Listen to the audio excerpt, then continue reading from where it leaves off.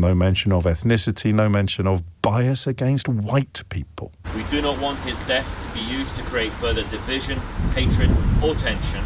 We want his story to make our streets safer for everyone. That is the moment when you realise something very, very dark and very, very ugly is happening in this country.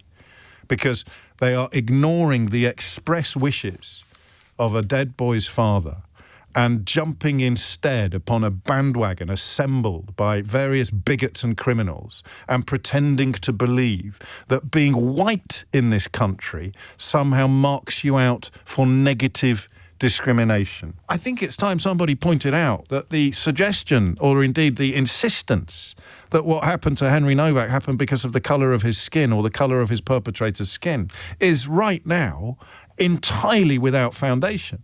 And to extrapolate from that entirely unevidenced claim that we live in a country where being white somehow renders you more likely to suffer at the hands of a biased police force is actually beyond insane. You ask James about the relevance of George Floyd and Stephen Lawrence. I think they are deeply relevant to what's going on. They are all examples of institutional wrongdoing and, at the very least, institutional misguidedness that's been baked in.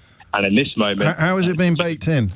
It's been baked in their unconscious bias training, the police officers. What does that involve? To me, what do you mean, what does that involve? That it means getting rid of your unconscious biases, that people may be predisposed to treating people differently. This is what the judge said, Gabriel. I've read the This is what the actual judge said. Oh, you've read it, have you? So I have read it. Where did he mention unconscious bias? He doesn't mention unconscious bias. So why are you? Because he's assessing if Vikram was guilty of murder, which he was. No, he's also looking at the consequence of those lies. Is that well, you tell me what he said, because you've read it.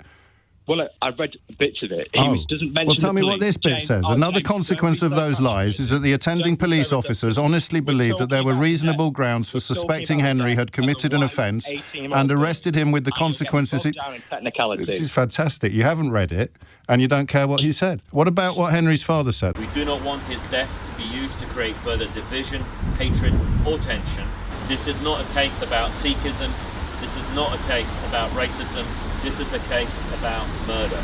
So it is about racism, according to you. It's about unconscious bias training, but you don't know what it involves, and you categorically don't want to hear what the judge had to say about any of that. Have I got that right? No, I think that dissection of my comments is inaccurate. Well, happily, we'll be able to clip it up, stick it on the internet, and you'll be able to listen back to it yourself.